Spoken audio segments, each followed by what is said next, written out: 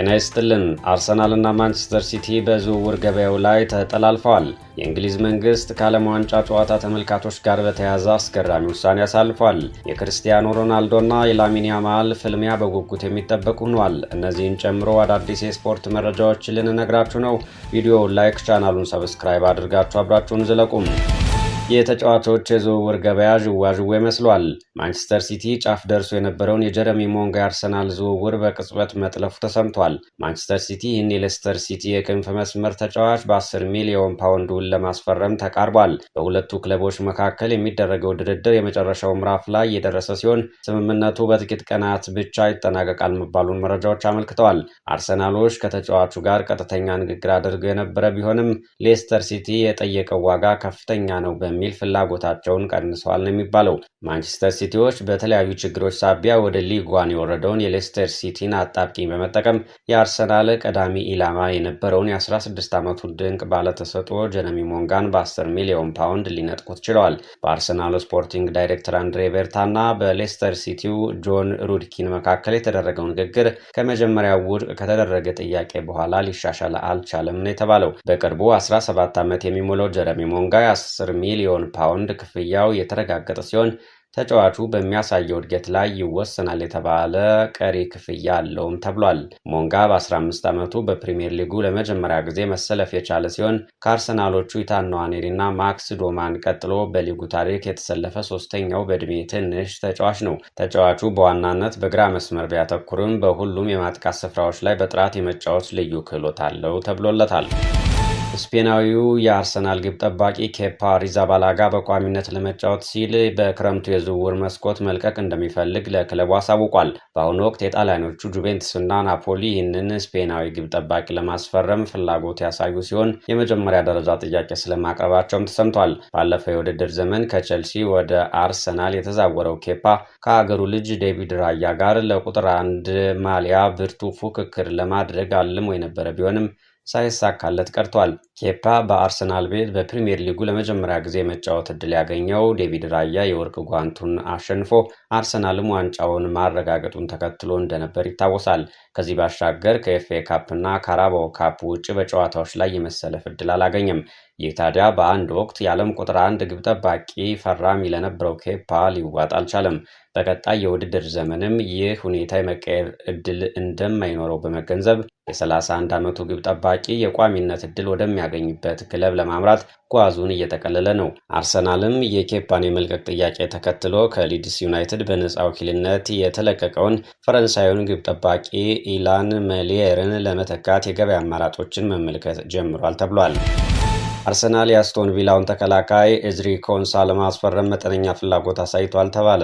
አስቶን ቪላ ለዚህ እንግሊዛዊ ተከላካይ 60 ሚሊዮን ፓውንድ የለጠፈበት ሲሆን አርሰናል ግን ይህን ዋጋ ለመክፈል እያመነታ ነው። የ28 ዓመቱ ኮንሳ በአስቶን ቪላ ቤት ድንቅ አቋም እያሳየ ነው ይባላል። በዓለም ዋንጫውም የእንግሊዝ ብሔራዊ ቡድን አባል ሆኖ እየተጫወተ ይገኛል። በቶማስ ቱዌል የዓለም ዋንጫ ስብስብ ውስጥ እንግሊዝ ባደረገቻቸው 4 ጨዋታዎች ላይ በቋሚነት መሰለፍ ችሏል። ተጫዋቹ አስቶን ቪላን የ30 ዓመት የዋንጫ ድርቁን ሰብሮ የዩሮፓ ሊግን እንዲያነሳ ትልቅ አስተዋጽኦ አድርጓል። በዚህም ተጫዋቹ በክለቡ ተፈላጊነቱ ከፍ ያለ ሆኗል። ይሁንና አስቶን ቪላ በኤፍኤ ፋይናንስ ሕግ ጥሰት ምክንያት የ19.4 ሚሊዮን ፓውንድ ቅጣት የተጣለበት በመሆኑ አዳዲስ ተጫዋቾችን ለማስፈረምና የገንዘብ ሚዛኑን ለመጠበቅ ሲል ኮከብ ተጫዋቾቹን ለመሸጥ ሊገደድ ይችላል ነው የተባለው። ይህ ሁኔታ አርሰናል ሞርጋን ሮጀርስ እና ኮንሳን በቅናሽ ዋጋ ለመውሰድ እድል ሊከፍትለት ይችላልም ይባላል። ይህ እንዳለ ሆኖ ግን ለሞርጋን ሮጀርስ የተለጠፈው የ130 ሚሊዮን ፓውንድ የብሪታንያ የዝውውር ሪከርድ ዋጋ ዓለምን ያስገረመ ሲሆን የአርሰናልን ፍላጎት እንዳያደናቅፍም ተሰግቷል። የእንግሊዝ ፕሪሚየር ሊግ ተፎካካሪዎቹ አርሰናልና ማንቸስተር ሲቲ በቼልሲው አማካይ ኤንዞ ፈርናንዴዝ ላይ ፍላጎት ማሳየታቸው ተሰምቷል። ጣሊያናዊው ጋዜጠኛ ጂያሉጂ ሎንጋሪ እንዳስነበበው ማንቸስተር ሲቲ እና አርሰናል ቼልሲን ለመልቀቅ ፍላጎት ስላሳየው አርጀንቲናዊ አማካኝ ኤንዞ ፈርናንዴዝ መረጃዎችን በጥብቅ እየሰበሰቡ ነው። ይህ ዝውውር ገበያው ግራ መጋባቱንም የሚያመላክት ነው። ክለቦች የሚጠይቁት ተጫዋች ቁጥር እየበዛ ሲሆን የተጫዋቾች ዋጋም እየናረ መጥቷል። የሆነ ሆኖ የኤንዞ ወኪል ሃቪየር ፓስቶሬ ተጫዋቹ ከስታንፎርድ ብሪጅ ለመውጣት አዳዲስ እድሎችንና አማራጮችን በስፋት እየፈለገ መሆኑን በይፋ አረጋግጧል። የ25 ዓመቱ አርጀንቲናዊ ኤንዞ ፈርናንዴዝ ቀዳሚ ምርጫው የስፔኑ ኃያል ክለብ ሪያል ማድሪድ ነው። ይሁንና የሎስ ብላንኮቹ አሰልጣኝ ሆዜ ሞሪኒዮ በክረምቱ የዝውውር መስኮት በግንባር ቀደምትነት ለሚፈልጉት ተጫዋች ጥያቄ ለማቅረብ በመጀመሪያ ተጫዋቾችን በመሸጥ የገንዘብ አቅም መፍጠር ይገባል በመባላቸው የተጫዋቹ ዝውውር ጉዳይ ቀዝቅዞ ሰንብቷል። ቼልሲ ለተጫዋቹ ዝውውር የ120 ሚሊዮን ፓውንድ ዋጋ የለጠፈበት ሲሆን ይህንን ያህል ገንዘብ ለመክፈል የሚደፍር ክለብ ስለመኖሩ ግን አሁንም ትልቅ ጥርጣሬ እንደፈጠረ ነው ተብሏል። ታዋቂው የዝውውር ጉዳዮች ዘጋቢው ፋብሪዚዮ ሮማኖም በአሁኑ ወቅት በቼልሲና በሪያል ማድሪድ መካከል ምንም አይነት ንቁ ድርድር የለም ሲል ዘግቧል። ኤንዞ ፈርናንዴዝ በሪያል ማድሪድ የአማካኝ ክፍልን ለማጠናከር ከሚታሰቡ በርካታ አማካዮች አንዱ ቢሆንም በሁለቱ ክለቦች መካከል አሁንም ምንም አይነት መደበኛ ግንኙነት አልተደረገም። ሪያል ማድሪድ ድርድር ለመጀመር አስቦ ቢሆን ኖሮ እስካሁን በይፋዊ መንገድ ጥያቄውን ያቀርብ ነበር ሲልም ፋብሪዚዮ ሮማኖ ተናግሯል። ምንም እንኳን ይህን የአርጀንቲና ብሔራዊ ቡድን አባል በማድሪድ የአማካኝ ስብስብ እጩዎች ዝርዝር ውስጥ ቢገኝም ብቸኛው አማራጭ አለመሆኑን ተገልጿል። ሪያል ማድሪድ ዛሬ ባወጣው መግለጫም ከተጫዋቹ ጋር ምንም አይነት መደበኛ ግንኙነት እንዳላደረገ አስታውቋል። ፖርቹጋላዊ የእግር ኳስ ንጉስ ክርስቲያኖ ሮናልዶ ከዘንድሮ የፊፋ ዓለም ዋንጫ በኋላ ከሀገራዊ እግር ኳስ ራሱን ሊያገል እንደሚችል ተሰምቷል። ይህን መረጃ ይፋ ያደረገችው እህቱ ካቲያ አቬሮ ናት። የ41 ዓመቱ የዓለም እግር ኳስ ኮከብ እየተካሄደ በሚገኙ የዓለም ዋንጫ ሀገሩ ፖርቹጋል በጥሎ ማለፉ ከክሮሻ ጋር ባደረገችው ጨዋታ ላይ ጎል በማስቆጠር የጨዋታው ኮከብ መባልም ችሏል። ሮናልዶ በውድድሩ በጠቅላላ 4 ጎሎችን በማስቆጠር ድንቅ ብቃቱን እያሳየ ቢሆንም በሜዳ ላይ ያለው እንቅስቃሴ መቀነስ ግን አንዳንድ ትችቶችን አስከትሎበታል። እህቱ ካቲያ አቬሮ ለስፖርት ቲቪ በሰጠችው አስተያየት እስካለ ድረስ ተደሰቱበት፣ በቅርቡ ያበቃል። እኔ ባለኝ ታማኝ መረጃ መሰረት ይህ የዓለም ዋንጫ የሱ የመጨረሻ ነው ስትል ተናግራለች። የወንድሟን ተቺዎችን በጠንካራ ቃላት አጣጥላቸዋለች። የፖርቱጋል እግር ኳስ ፌዴሬሽን ፕሬዝዳንት ፔድሮ ፕሮኤንሳም ሮናልዶ በ2030 የዓለም ዋንጫ ላይ የመጫወት እድሉ እጅግ በጣም ጠባብ መሆኑን አረጋግጧል። ይህ እንዳለ ሆኖ በዓለም ዋንጫው የ16 ዙር ጥሎ ማለፍ የዓለም እግር ኳስን ትውልዶች የሚያገናኝ እጅግ ታላቅ ፍልሚያ ይጠበቃል።